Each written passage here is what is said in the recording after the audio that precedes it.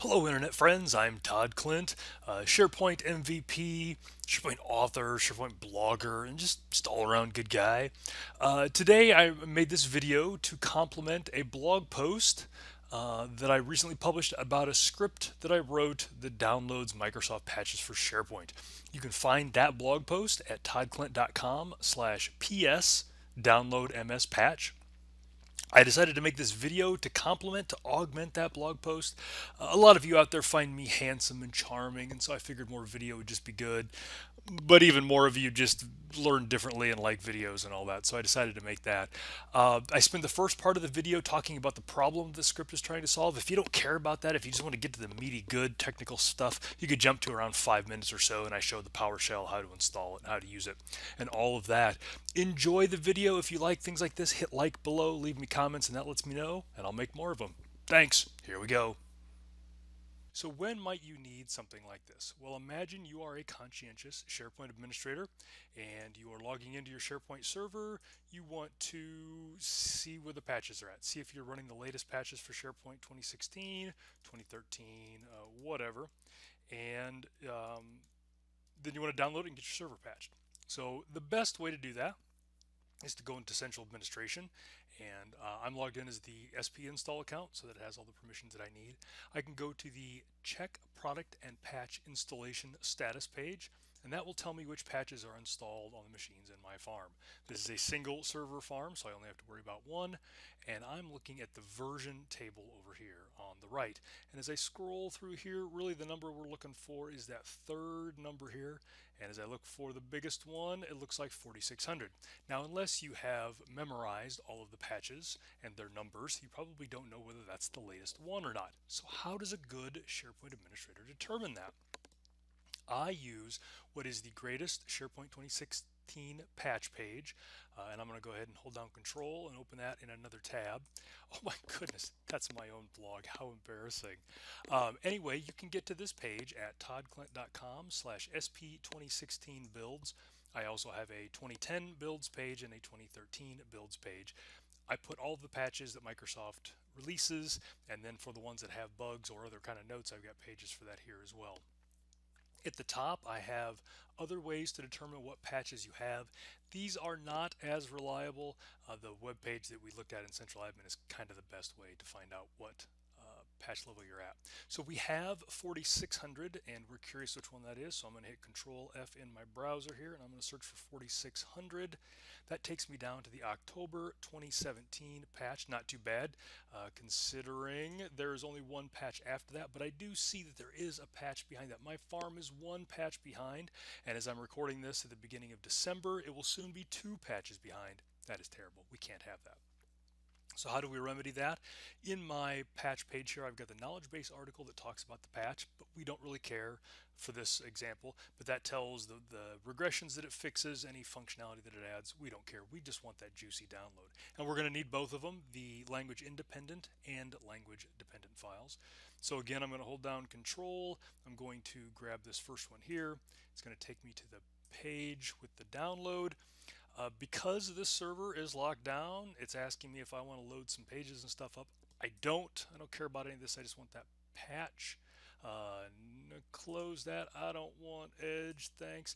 But I'm going to come over here. I'm going to click download for that patch. Viewing over a secure connection, that sounds like a good thing. Wait. Oh, my security settings don't allow for this file to be downloaded. Now, this isn't a gigantic pain in the butt. This is something that happens all the time, but we're on a server, and this is probably a good thing. This is a protection that keeps us from downloading malicious links. Now, there are a number of ways that this can be turned on. It can be toggled in your IE settings, your server settings, and all that. And a smart, worldly SharePoint administrator can probably unravel most of that and get this file to download. And in some cases that might be okay. In some cases though, you're in an environment where you have GPOs that don't allow you to change that because they're set at the domain control level and pushed down. And honestly, I'm not a big fan of making servers less secure. So that's in place for a reason. You don't want to be downloading a bunch of stuff, and that's why I wrote this script. So you can go out to my blog at toddclint.com/ps download ms patch, and again that link is going to be below, and you'll be able to download a function that I wrote for just such an occasion, that I wrote because I was faced with the same situation myself.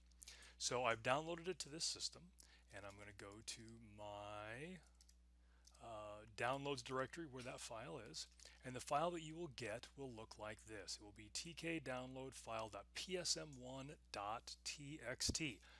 I named it .txt for a couple of reasons.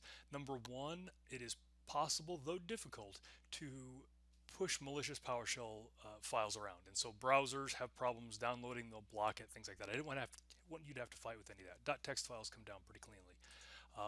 And the other thing is I didn't want you to be able to download it and then accidentally run it or anything like that. So before you can actually do any PowerShell-y things with it, you need to rename it. So let's do that. Rename item tkdownloadfile.psm1.txt, and we're just going to drop the .text. That's all we're doing. So that's the file that we have. Now, I wrote this as a PowerShell function, so it's going to execute just the way all the other PowerShell functions do. And for that function to be moved around, I had to put it into a module file, which is this PSM1 file that we've got now.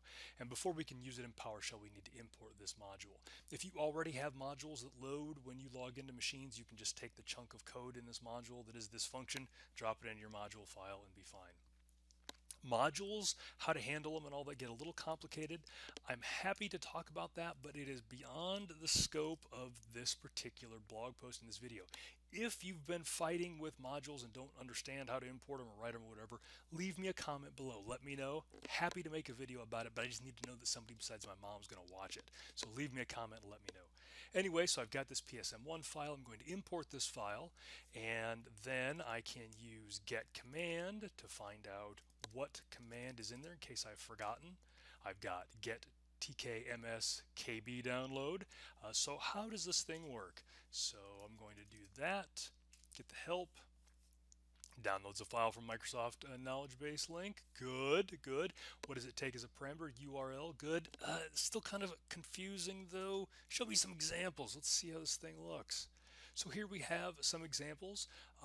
The first two examples are pretty close. The only difference is the URL, whether it says details.aspx or confirmation.aspx.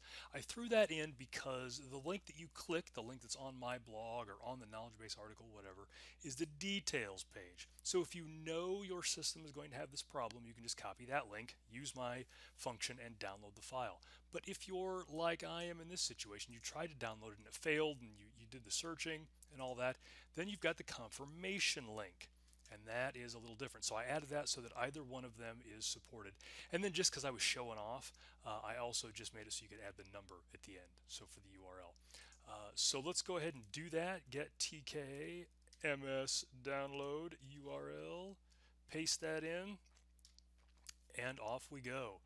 Now this is going to take a little while to download because this is kind of a big patch, but I want to show you at the end that it is actually the patch and that you can actually run it. So I'm going to cut a bunch of this out in post and restart the video once the file is completely downloaded. Don't go anywhere. There's a really climactic ending waiting for you. Just a second.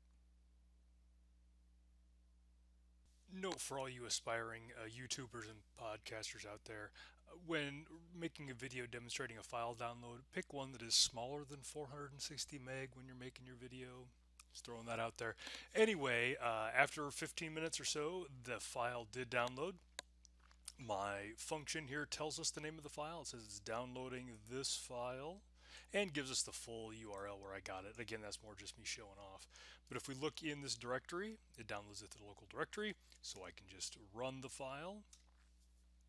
And there we go. That's our patch. That's our SharePoint patch. So we didn't have to do it through the browser. Now, if we know that that is going to be an issue, if we've patched a server before and we know that we need something, we can just come in here and we can grab this link and we can say copy shortcut, and we can run the same